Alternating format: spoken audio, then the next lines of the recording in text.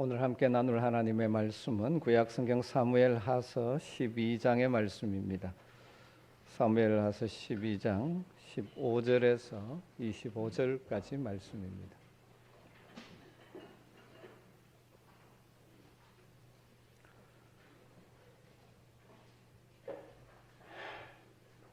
사무엘하서 12장 15절에서 25절 말씀 한 절씩 교독하도록 하겠습니다. 나단이 자기 집으로 돌아가니라. 우리아의 아내가 다윗에게 낳은 아이를 여호와께서 치심에 심히 앓는지라.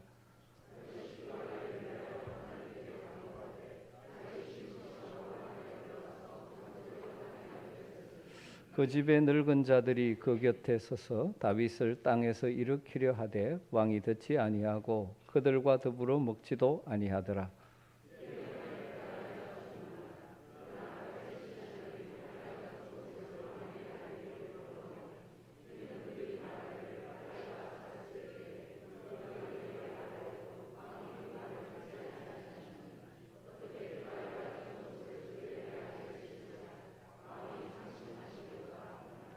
다윗이 그의 신하들이 서로 수군거리는 것을 보고 그 아이가 죽은 줄을 다윗이 깨닫고 그의 신하들에게 묻되 아이가 죽었느냐 하니 대답하되 죽었나이다 하는지라.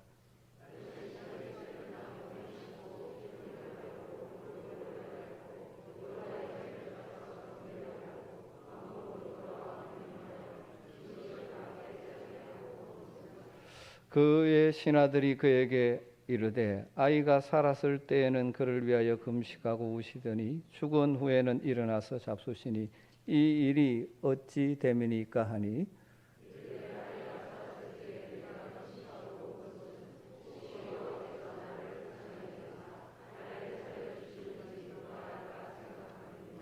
지금은 죽었으니 내가 어찌 금식하랴. 내가 다시 돌아오게 할 수 있느냐.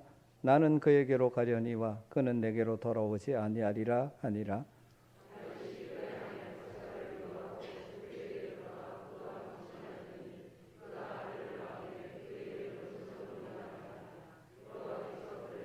같이 읽습니다. 선지자 나단을 보내 그의 이름을 여디디아라 하시니 이는 여호와께서 사랑하셨기 때문이더라.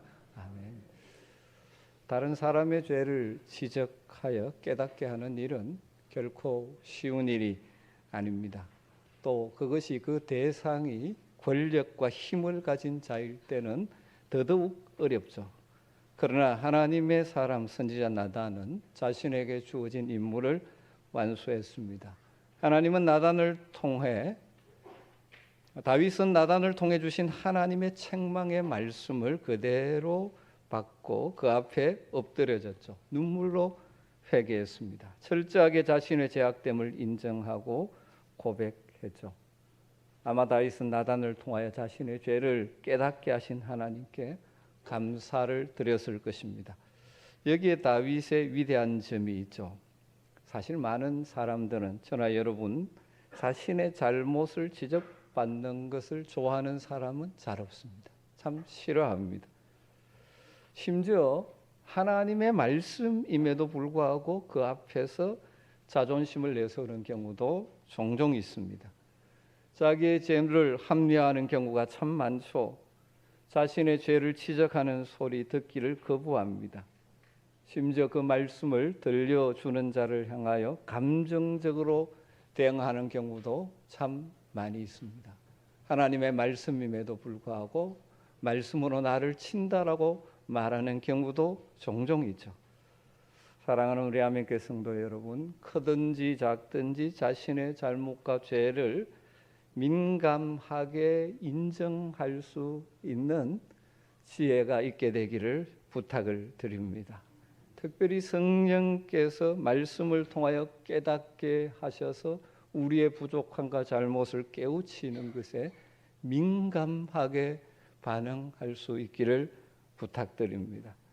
하나님이 누구를 통하여 지적하든지 감정적으로 대응하지 않고 자신의 잘못을 인정할 줄 아는 자가 참 성숙한 자고 복된 자입니다.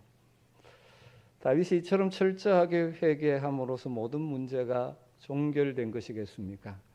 하나님께서 하실 일이 하나 더 남아 있었습니다.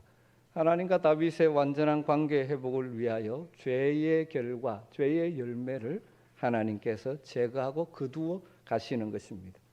하나님의 준엄한 심판으로 다윗과 바세바 사이에 태어난 아이가 심히 앓다가 죽었습니다.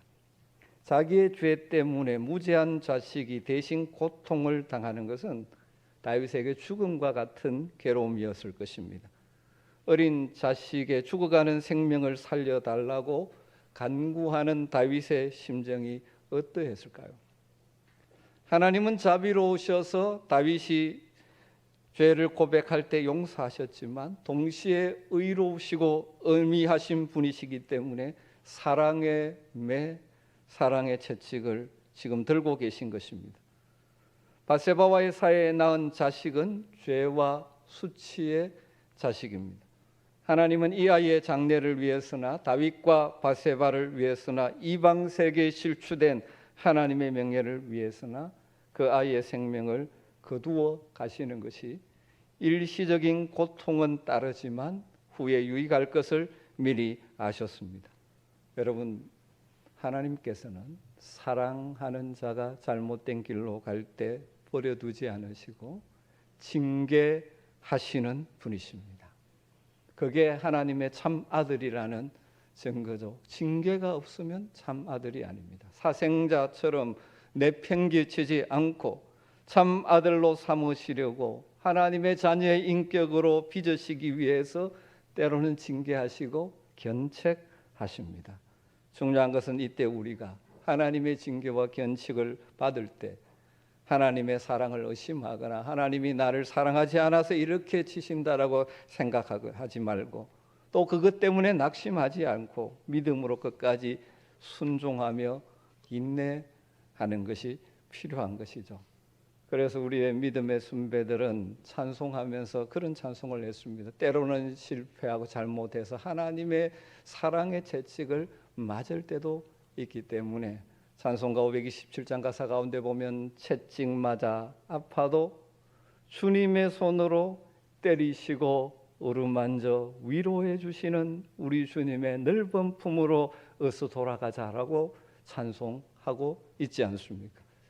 히브리서 12장 10절과 11절에 보면 그들은 육신의 아버지죠. 하나님 아버지와 육신의 아버지를 비교하면서 지금 말씀하는데 그들 육신의 아버지는 잠시 자기 뜻대로 우리를 징계하거니와 오직 하나님은 우리의 유익을 위하여 그의 거룩하심에 참여하게 하시느니라.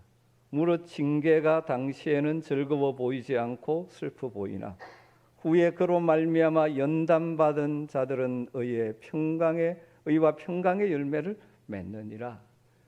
여러분, 때로는 우리가 잘못할 때 하나님은 사랑의 채찍을 드십니다. 사랑하는 자녀를 돌아오게 하기 위해서 채찍을 드시죠. 하나님의 사랑의 채찍은 우리의 유익을 위한 것입니다.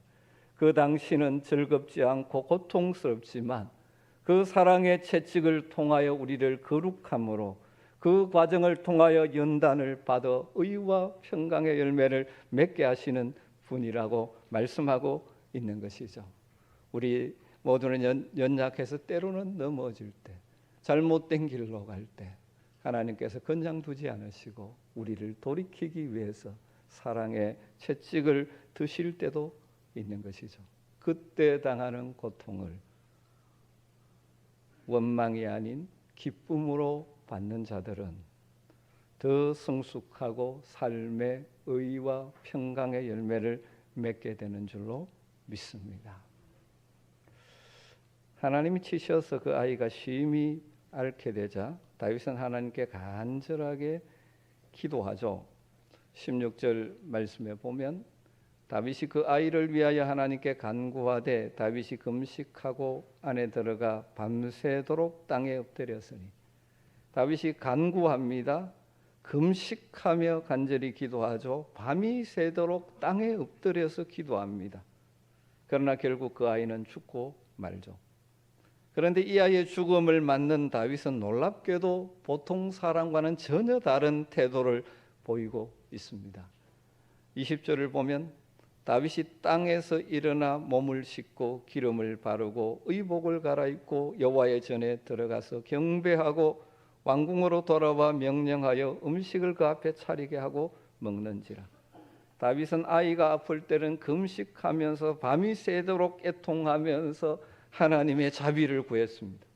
그러나 아이가 죽자 오히려 땅에서 일어나 몸을 씻고 기름을 바르고 의복을 갈아입고 여호와의 전에 들어가서 경배하고 왕궁으로 돌아와서 명령하여 음식을 차리게 하고 그 음식을 먹습니다.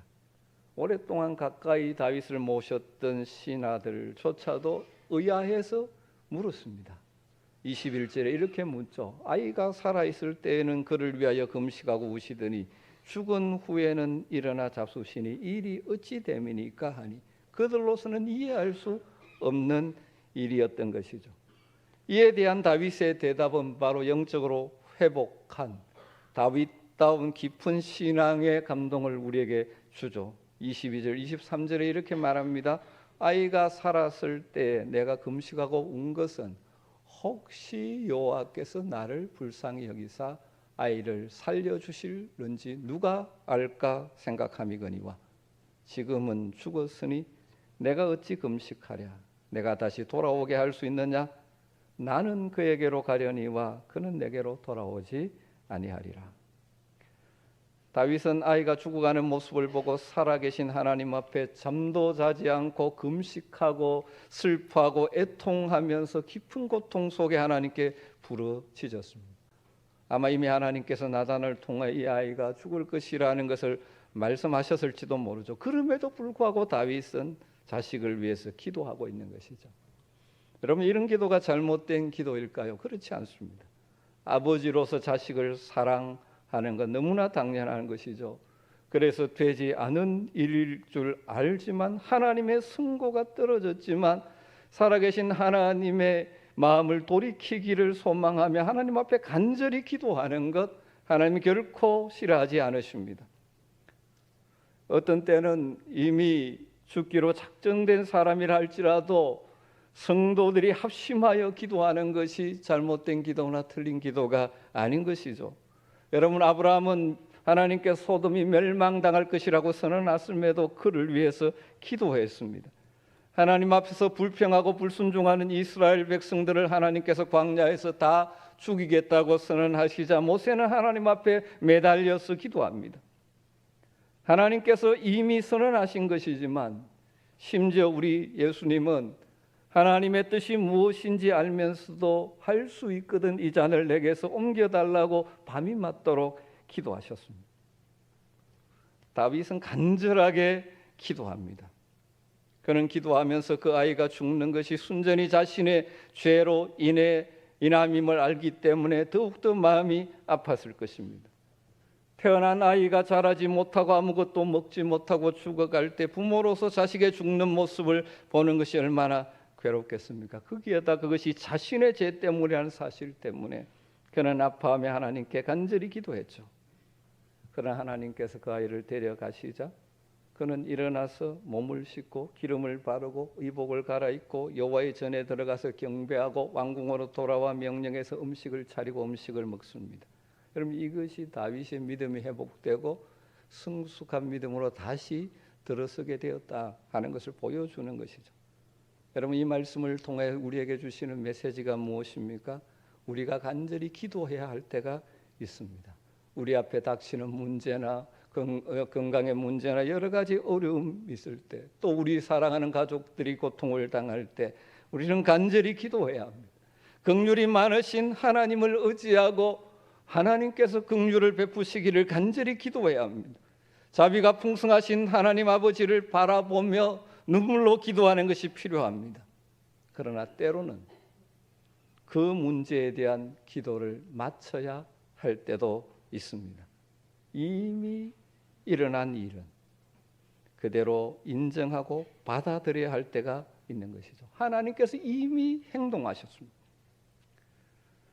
하나님 앞에 겸손하게 거룩하고 의로우시고 우리의 행동을 판단하시는 하나님을 인정해야 하는 것이죠. 우리의 머리로는 때로는 받아들이기 힘들더라도 하나님이 이미 행하신 일은 받아들여야 하는 것입니다. 종종 우리 가운데 어떤 사람들은 이미 일어난 일, 하나님께서 이미 하신 일, 그거에 대한 후회와 불평으로, 원망으로 인생을 허비하는 경우를 종종 보게 됩니다. 여러분, 후회한다고 해서 또 원망한다고 해서 바뀔 수가 없습니다. 아무런 유익이 없습니다. 여러분 인생에 문제가 있을 때 간절하게 기도하십시오. 그러나 그 결과에 대해서는 그대로 수용하고 인정하십시오. 나보다 더 의로우신 하나님, 그 하나님의 결정을 받아들이는 것입니다. 그리고 새롭게 출발하는 것이 필요합니다. 종종 과거에 매여 사는 불쌍한 인생들이 있습니다. 과거의 상처에 매여, 과거의 여러 가지에 매여서 후회와 원망 속에 현재를 잃어버리는 사람을 종종 보게 됩니다. 사탄은 종종 우리를 과거에 매여 살게 하려고 말합니다. 우리의 힘으로 바꿀 수 없는 것에 매여 인생과 시간과 힘을 낭비하는 것은 어리석은 것입니다. 우리 앞에 문제가 있을 때 간절하게 기도해야 합니다. 그러나 하나님께서 결정하시고 일하셨을 때 인정하고 다시 출발하는 것입니다. 이것이 성숙한 믿음이 되는 것입니다. 종종 과거에 매여 계속 그것만 생각하고 불행한 인생을 살아가는 어리석은 성도들을 볼 때 얼마나 가슴이 아픈지 모릅니다. 과거의 상처가 아프겠죠. 그러나 이미 일어난 일입니다. 다 이해할 수 없지만 하나님이 하신 일을 인정하고 현재를 새롭게 믿음으로 출발하는 것이 성숙한 믿음이라는 것입니다. 다윗을 통하여 우리가 기도해야 할 때와 그 일에 대한 기도를 멈추어야 할 때를 분별할 수 있는 지혜를 얻게 되기를 주님으로 축복합니다.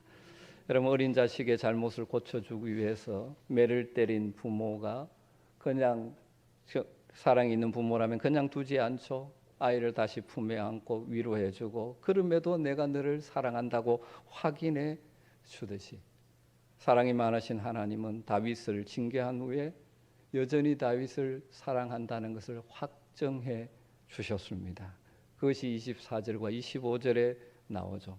다윗이 그의 아내 바세바를 위로하고 그에게 들어가 동침하였더니 그가 아들을 낳음에 그의 이름을 솔로몬이라 하니라. 여호와께서 그를 사랑하사 선지자 나단을 보내 그의 이름을 여디디아라 하시니 이는 여호와께서 사랑하셨기 때문이더라.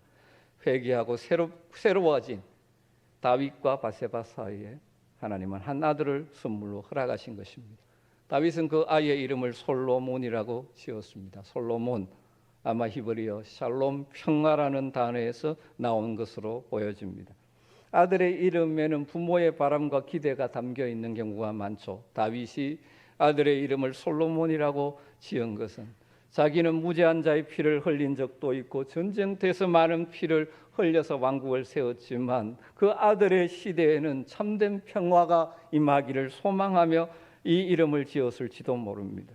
그가 기도했듯이 자신이 성전을 건축하려고 했을 때 하나님께서 이 아들을 통해서 하시겠다라고 말씀하셨기에 그 성전을 건축할 평화의 왕이 될 것을 예언적으로 선포한 이름이라고도 볼 수 있습니다. 그러나 더 중요한 것은 평화, 평강, 샬롬이라고 이름을 지은 것은 죄로 말미암아 하나님과 불화했던 그 관계가 끝나고 하나님과의 평화가 이루어졌음을 고백하는 이름이라고 볼 수 있죠.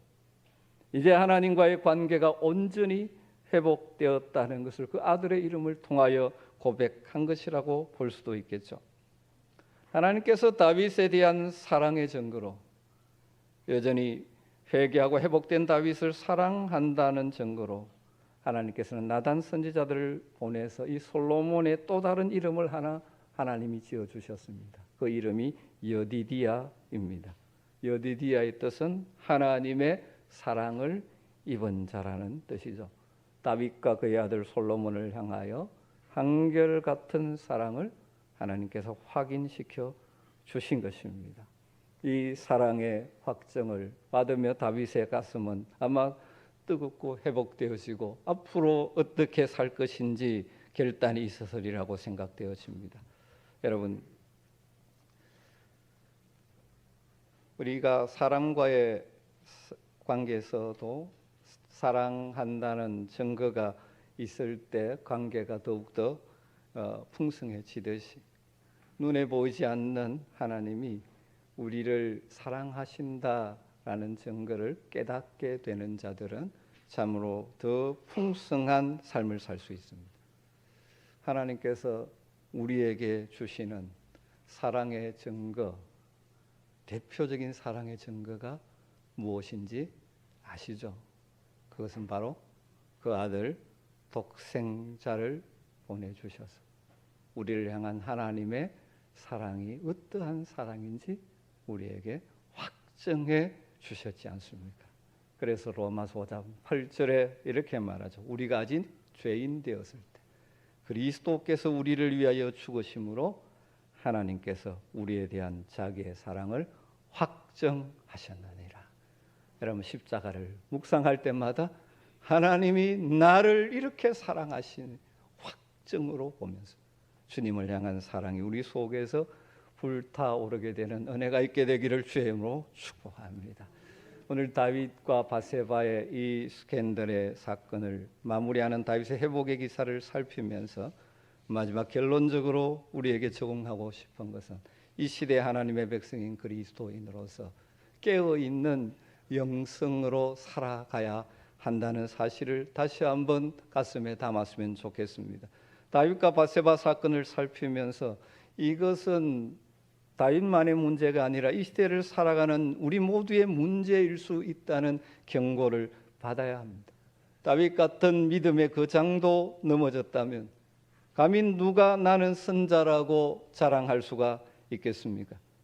지난주에도 말씀드렸지만 이 물질 풍요와 성의 산업화, 개방 풍조, 절대적인 가치가 없어져가는 노아의 시대나 소돔과 고모라의 시대를 방불케 하는 음란하고 폐역한 시대를 우리는 살아가고 있습니다. 이런 시대를 살아가는 그리스도인들에게 다윗이 걸려든 듯이 우리도 걸려들 수 있다는 사실을 경고로 받아야 할 것입니다. 다윗이 왜 넘어졌습니까? 다윗이 하나님과의 관계에 깨어 있을 때는 결코 넘어지지 않았습니다. 수많은 어려움도 있고 힘든 일도 있었지만 하나님 앞에 깨어 있는 영성으로 살아갈 때, 늘 기도하고 찬양하며 살아갈 때 그는 수많은 유혹을 넉넉히 이길 수 있었습니다. 그러나 왕이 되고 모든 것이 평안해지면서 하나님과의 깨어 있는 관계가 무너져 버립니다. 그 육체의 욕망을 다스리지 못하고 죄에 넘어진 것이죠. 다윗의 넘어짐의 근본 원인은 요즘식으로 표현하면 영성의 빈곤 때문이라고 말할 수 있습니다. 여러분, 우리 그리스도인 새로운 작 백성된 우리의 내면에는 말씀에 따르면 성령의 소욕과 육체의 소욕이 갈등하고 있다라고 말하죠. 육신의 소욕, 다르게 말하면 죄악된 본성이 우리에게 남아 있기 때문에 내 속에 죄의 즐거움, 쾌락을 좋아하는 육신의 욕구가 있는가 하면 동시에 성령으로 거듭난 자이기 때문에 하나님의 뜻을 좋아하는 성령의 욕구가 우리 안에서 싸울 때가 많습니다.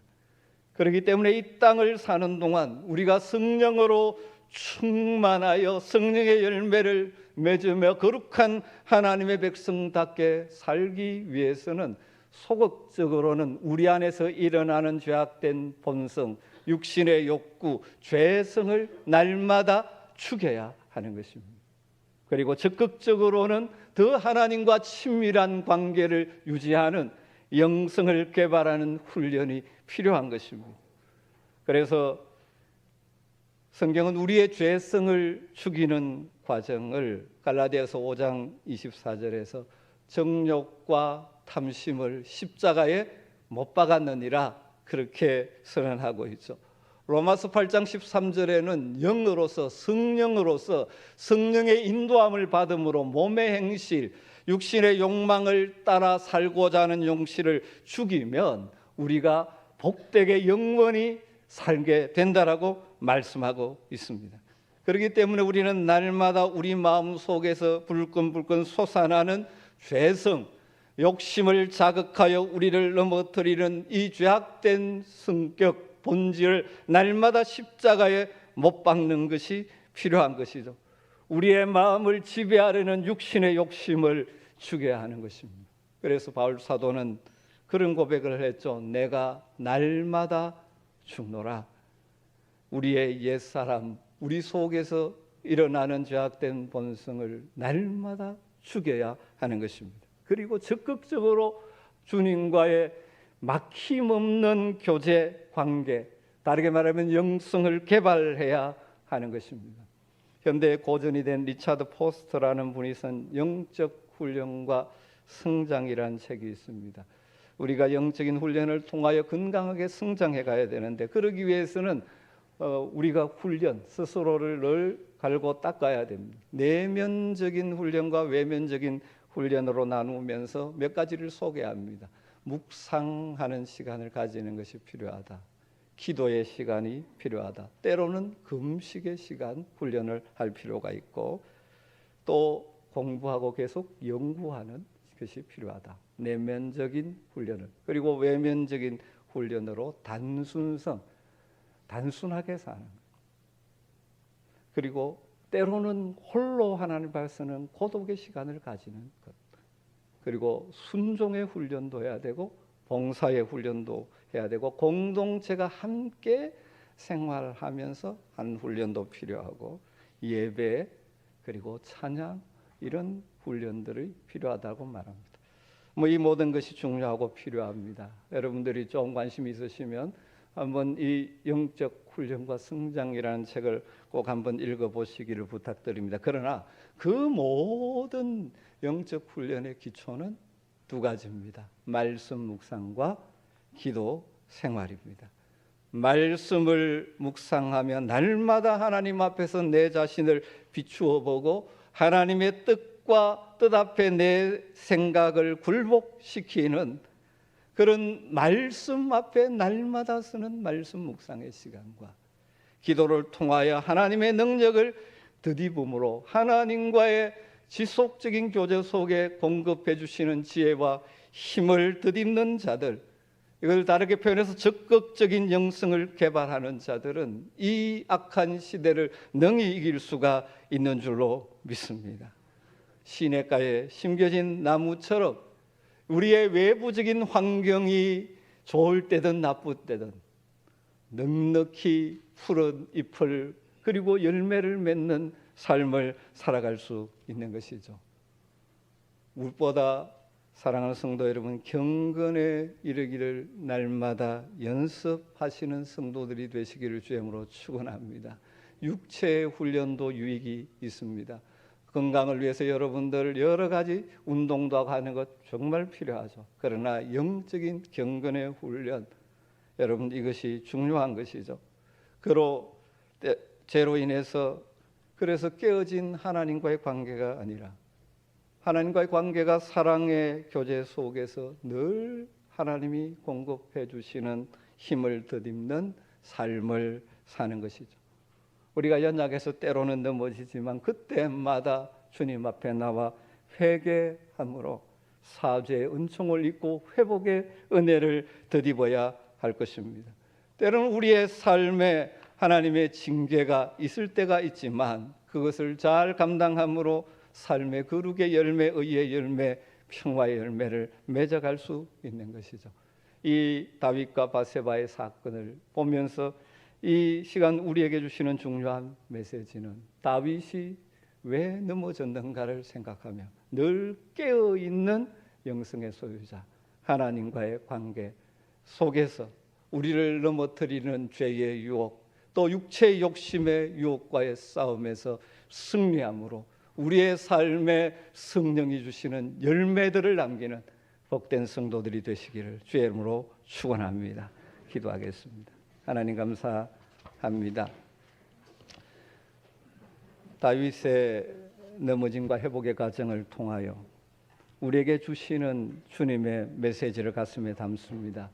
타락하고 어두운 시대지만 주님과 깨어있는 영성의 교제를 통하여, 관계를 통하여 날마다 승리하는 주의 백성들 되게 하여 주시옵소서. 예수님의 이름으로 기도드리옵나이다. 아멘.